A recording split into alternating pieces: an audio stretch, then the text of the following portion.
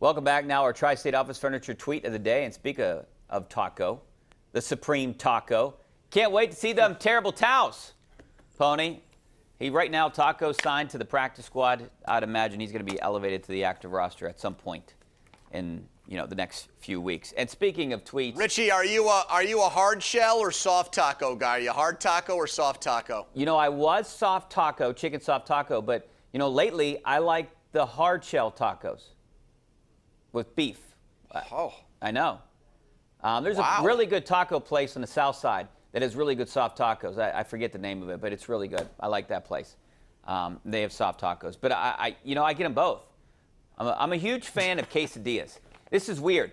I love Taco Bell chicken quesadillas. I don't know why. I think they are tremendous. And I hated Taco Bell. I hated it until just recently. I just get cravings for the Taco Bell chicken quesadillas, the chicken one. Love them. I've had probably about 100 of those, if not more, in my entire life. And I think I was probably sober enough to remember 5 to 10 of them. I only get them when I'm sober. Is that weird, Pony? Well, I was eating them in my early 20s. I've thankfully grown out of that a little bit, Richie. All right. Well, hey, I love the tweet that your wife just put out there about who you look like. Oh, here we go. I love this. Amanda put this out there. Show me the celebrity you've been told that you look like. At Pony Express. Pat Fryermuth. I thought that as soon as I interviewed him. I said, "This Pony. You guys are twins. That's your doppelganger." I thought. Pat Fryermuth. I'm a huge fan of his. Especially when we were playing in that celebrity softball game. Kenny Loggins. You kind of look like him, too.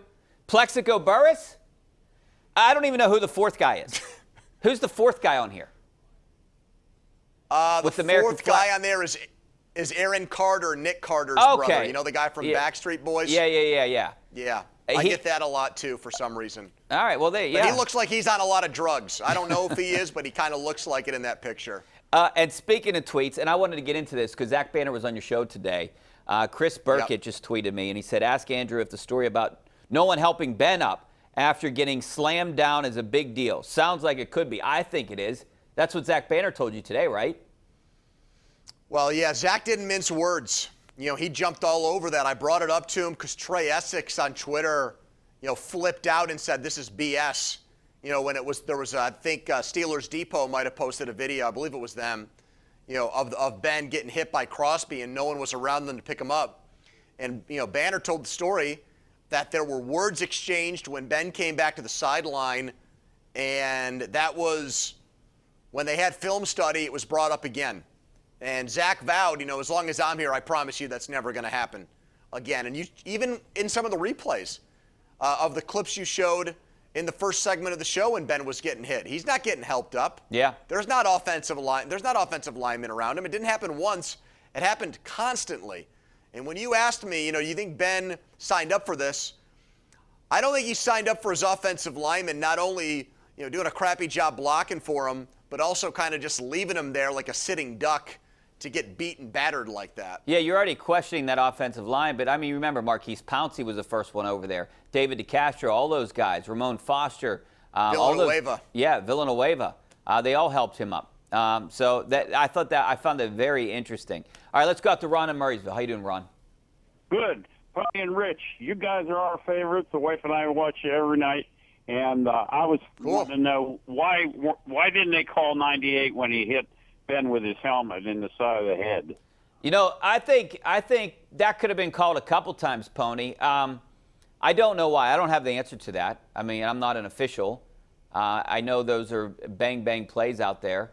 But yeah, I think that one that you're talking about, Ron, maybe should have been called after the fact. But these officials aren't watching TV, right? Well, the thing that to me is bothersome is, I think the NFL now has gone too far in one direction where even if it's just a hard hit, the defensive player gets flagged for it. And so I don't want to, judge or view everything through that lens where, all of the, if a quarterback gets hit hard, even if it's clean, they got to throw a flag. But this one to me was pretty clear helmet-to-helmet contact, even though it was in the pocket. You don't treat Ben like a runner in that situation like you did with Derek Carr later in the game where Spillane got flagged. So Today they missed it. They should have flagged the Ben hit, and they should have kept the flag in the pocket for the one Spillane had on Derek Carr. All right. One thing I think is a big concern is the Steelers' running game. And Wild Bill from Spring Hill, it looks like he has an idea. What's up, Wild Bill? Hey, listen, Derek Watt, come on, guys. We got to get him in there. He's a fullback. He's a captain of the special teams. He's a good guy. We gave him a raise. Something's got to be done. Well, Bill, I love you, but I don't think they need Derek Watt. I mean, Pony, I just keep giving the ball to Najee. Nothing's going to work. Is Derek Watt going to help them get this run game going? No, it still, to me, was a ridiculous signing. Tomlin was talking today. He was asked by Jeff Hathorn, is Watt a solution? And Tomlin said, of course he is. It's just every week the matchup dictates who plays. No offense to Derek Watt, but we didn't think he made sense against the Raiders. Well, he hasn't made sense in every game he's been here for, Richie. They've never really used him at fullback. So he's just completely phased out of the offense. And if he was making, minimum wage, if he was making the vet minimum, okay, fine, he's a special teams player. You're paying him over $3 million. He played 18 special teams plays on Sunday. That is terrible bang for your buck.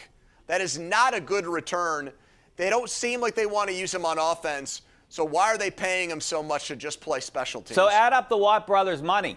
That's maybe what T.J. Watt should be making. Yeah. By himself. All right, let's go out to, we're going to go out to Ed out in Monroeville. How you doing, Ed? Ed?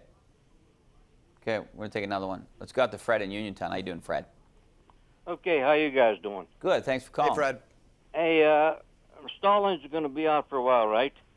Do you have Bucko fever? What are you talking about, Pirates right now? Yeah, Whoa. Pirates. Yeah. The big win. All right, now listen. Yeah, they did 6-2. Yeah. Why don't they take a look at their first-round pick?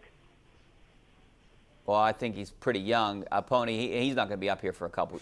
We're looking 24. I was talking to one of your colleagues about this. Like, when is the next time they legitimately can win games? And I'm looking at it as 24. Maybe 23 they can sniff a good first half of the season.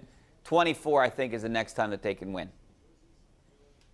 See, I think they've got to aim to be, they've got to be in 2023 because I think next year they'll probably lose more than 90 games again. They might be worse than this year. Yeah. Next year. Well, hey, I'm putting them at 90 to 100 losses, so you might be right. I think 2023, they've got to show signs. They've got to show that these draft picks, these prospects they traded for,